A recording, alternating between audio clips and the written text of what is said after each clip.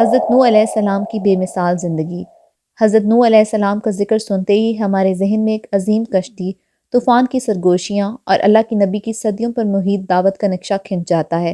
یہ صرف ایک قصہ نہیں بلکہ ایمان، صبر، استقامت اور اللہ پر بھروسے کی عظیم مثال ہے۔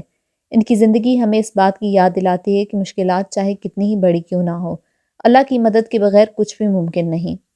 نسل انسانی کی ہدایت کا آغاز۔ حضرت نوح علیہ السلام کا تعلق حضرت شیث علیہ السلام کے بعد پیغمبروں کے سلسلے سے ہے۔ ان کی قوم بت پرستی، ظلم اور نافرمانی کی انتہا کو پہنچ چکی تھی۔ اللہ نے حضرت نوح علیہ السلام کو اس قوم کی ہدایت کے لیے چنا۔ انہوں نے اپنی قوم کو 950 سال تک اللہ کی طرف بلایا، مگر قوم کے سرداروں نے نہ صرف ان کا مذاق اڑایا بلکہ ان کی دعوت کو جھٹلایا۔ اور ہم نے نوح کو ان کی قوم کی طرف بھیجا، بس انہوں نے کہا، اے میری قوم، اللہ کی عبادت کرو، اس کے سوا تمہارا کوئی معبود نہیں۔ سورۃ الاعراف آیت نمبر 59۔ قوم کی نافرمانی اور حضرت نوح علیہ السلام کا صبر۔ حضرت نوح علیہ السلام کی دعوت میں بے پناہ صبر اور استقامت کا سبق ملتا ہے۔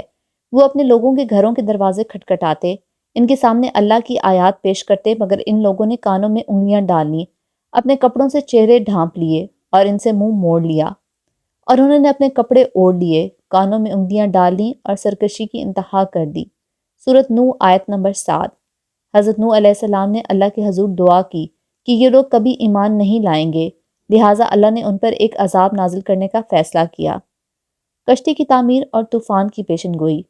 اللہ تعالیٰ نے حضرت نوح علیہ السلام کو ایک عظیم کشتی بنانے کا حکم دیا جسے سفینہ نوح کہا جاتا ہے۔ انہوں نے اللہ کے حکم پر پہاڑ جیسی کشتی تیار کی، جبکہ ان کی قوم ان پر ہنستی رہی، اور وہ کشتی بناتے تھے اور جب بھی ان کی قوم کے سردار ان کے پاس سے گزرتے تو ان کا مذاق اڑاتے۔ سورۃ ہود آیت نمبر 38۔ حضرت نوح علیہ السلام نے قوم کو آخری مرتبہ خبردار کیا، مگر وہ اپنی نافرمانی پر قائم رہے، تب اللہ نے آسمان سے بارش برسائی اور زمین سے پانی نکالا۔ یہ وہ عظیم طوفان تھا جس نے پوری زمین کو ڈھانپ لیا۔ حضرت نوح علیہ السلام کا اپنے بیٹے کے لیے دلگداز مکالمہ۔ لمحہ انتہائی دلسوز تھا جب حضرت نوح علیہ السلام نے اپنے بیٹے کو کشتی میں سوار ہونے کے لیے کہا، مگر اس نے پہاڑ کی چوٹی پر پناہ لینے کی ضد کی۔ حضرت نوح نے اسے اللہ کی رحمت کی طرف بلایا، مگر وہ اپنی ضد پر اڑا رہا۔ اے میرے بیٹے، ہمارے ساتھ سوار ہو جا، کافروں کے ساتھ نہ رہ۔ سورۃ ہود آیت نمبر 42-43۔ نجات یافتگان اور ایک نئی زندگی کا آغاز۔ کشتی میں سوار ہونے والوں میں حضرت نوح علیہ السلام، ان کے ماننے والے اور ہر جاندار کے جوڑے شامل تھے۔ طوفان کے بعد جب پانی اتر گیا تو حضرت نوح اور ان کے ساتھیوں نے زمین پر ایک نئی زندگی کا آغاز کیا۔ اے نوح، ہماری طرف سے سلامتی اور برکتوں کے ساتھ اتر آؤ۔ سورۃ ہود آیت نمبر 48۔ حضرت نوح علیہ السلام کی دعائیں۔ حضرت نوح علیہ السلام کی دعا میں ہمیں اخلاص، عاجزی اور اللہ سے کامل یقین کی جھلک ملتی ہے۔ اے میرے رب، مجھے، میرے والدین اور جو بھی میرے گھر میں مومن داخل ہو سب کو بخش دے۔ سورۃ نوح آیت نمبر 28۔ حضرت نوح علیہ السلام کی حکمت و بصیرت۔ حضرت نوح علیہ السلام کی زندگی ہمیں سکھاتی ہے کہ ہر مشکل کے بعد آسانی ہے اور اللہ کی رحمت سے مایوس نہیں ہونا چاہیے۔ ان کا پیغام آج بھی ہمارے لیے مشعل راہ ہے۔ ہم حق کے راستے پر چلتے ہوئے مشکلات سے نہ گھبرائیں۔ حضرت نوح علیہ السلام کے بارے میں 7 احادیث۔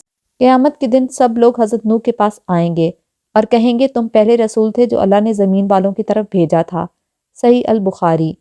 حضرت نوح کو شیخ الانبیاء کہا جاتا ہے کیونکہ وہ سب سے زیادہ عمر والے نبی تھے۔ حضرت نوح کی قوم نے سب سے زیادہ جھٹلایا، مگر وہ اللہ کی طرف بلاتے رہے۔ حضرت نوح علیہ السلام کی دعا قیامت تک مومنوں کے لیے رحمت ہے۔